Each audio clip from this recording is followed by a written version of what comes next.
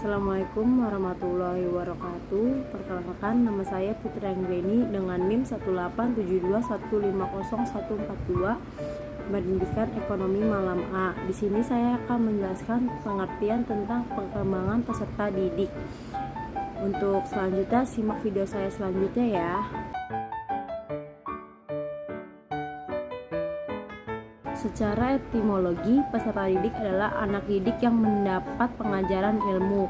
Secara terminologi, peserta didik adalah anak didik atau individu yang mengalami perubahan, perkembangan sehingga masih memerlukan bimbingan dan arahan dalam membentuk kepribadian serta bagian dari struktural proses pendidikan.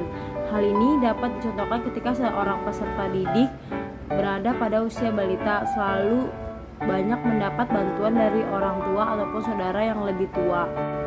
Di bawah ini adalah beberapa manfaat mempelajari perkembangan peserta didik. Untuk tenaga pendidik, 1. Mengetahui cara menyikapi peserta didik. Dengan mengetahui perkembangan peserta didik, sama aja dengan mempelajari karakter peserta didik itu sendiri. Mengetahui karakter masing-masing peserta didik dapat membantu tenaga pendidik untuk merespon dan menyikapi peserta didik. Hal ini nantinya akan berpengaruh pada proses pembelajaran dan juga meningkatkan manfaat hidup rukun di sekolah. Yang kedua, menciptakan suasana belajar yang kondusif. Manfaat lain bisa diperoleh tenaga pendidik dengan mempelajari karakter peserta didik. Dapat membantu untuk menentukan bagaimana agar tercipta suasana yang kondusif selama proses pembelajaran. Hal ini tentunya akan memudahkan pelajaran dan manfaat disiplin dalam belajar. Peserta didik dapat terbentuk dengan sendirinya. Ketiga, meningkatkan interaksi positif dengan peserta didik. Manfaat mempelajari perkembangan peserta didik yang lainnya adalah dapat membantu membangun komunikasi yang baik, sehingga interaksi antara tenaga pendidik dan peserta didik bisa berjalan dengan baik.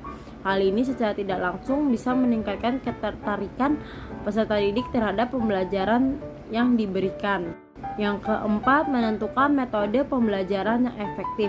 Dengan mengetahui perkembangan peserta didik, tenaga pendidik bisa menyesuaikan bagaimana metode pembelajaran yang akan diterapkan, sehingga tenaga pendidik dapat mendapatkan manfaat perencanaan pembelajaran dalam proses belajar mengajar dengan efektif. Hal ini tentunya tidak hanya bermanfaat bagi tenaga pendidik saja, namun juga peserta didik, karena hambatan yang biasa muncul dalam proses pembelajaran bisa diminimalisir dan pembelajaran bisa berjalan dengan lancar sesuai dengan target yang direncanakan sebelumnya.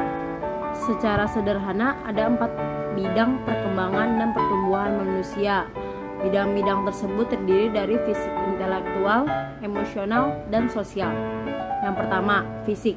Perkembangan fisik biasanya mengacu pada keterampilan dalam melakukan aktivitas rumit dan membutuhkan keahlian tertentu. Perkembangan fisik seseorang biasanya terkait dengan keterampilan motorik halus dan kasar. Yang kedua, intelektual. Tumbuh kembang manusia juga akan tergantung pada faktor intelektual yang dimilikinya. Ini adalah tentang kemampuan seseorang mempelajari sesuatu, juga tentang bagaimana seseorang bisa mengatur pikiran dan ide dalam menghadapi kehidupan. Yang ketiga, emosional.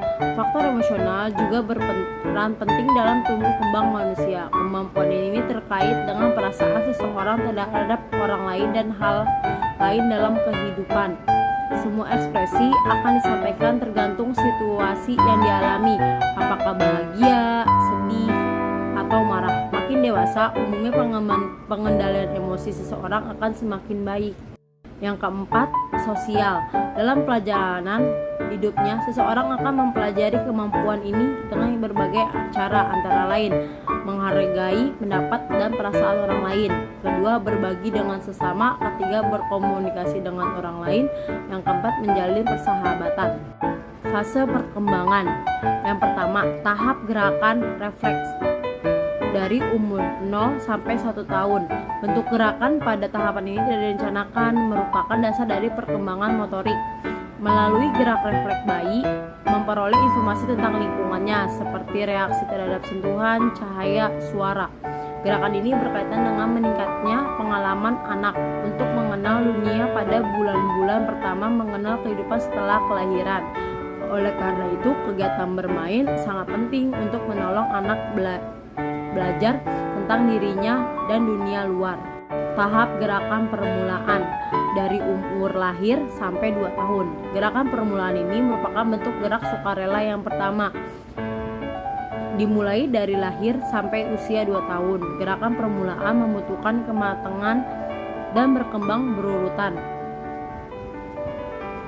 Gerakan permulaan membutuhkan kematangan dan berkembang berurutan. Urutan ini terbentuk alami. Rata-rata kemampuan ini terdapat dari anak ke anak. Meskipun secara biologis dan lingkungan sangat berperan, gerakan ini ada sebagai kemampuan untuk bertahan hidup dan merupakan gerakan yang mempersiapkan anak untuk memasuki tahap gerakan dasar. Beberapa gerakan keseimbangan seperti mengontrol kepala, leher, dan otot badan. Yang ketiga, tahap gerakan dasar usia dari 2 sampai 7 tahun. Gerakan ini muncul ketika anak aktif bereksplorasi dan bereksperimen dengan potensi gerak yang dimilikinya. Tahap ini merupakan tahap menemukan bagaimana bisa menunjukkan berbagai gerak keseimbangan lokomotor dan manipulatif maupun perkembangan ketiga gerakan tersebut. Beberapa kegiatan lokomotor seperti melempar dan menangkap, dan kegiatan keseimbangan seperti berjalan lurus dan keseimbangan berdiri dengan satu kaki merupakan gerakan yang dikembangkan semasa anak-anak. Yang keempat, tahap gerakan keahlian dari umur 7 sampai 14 tahun.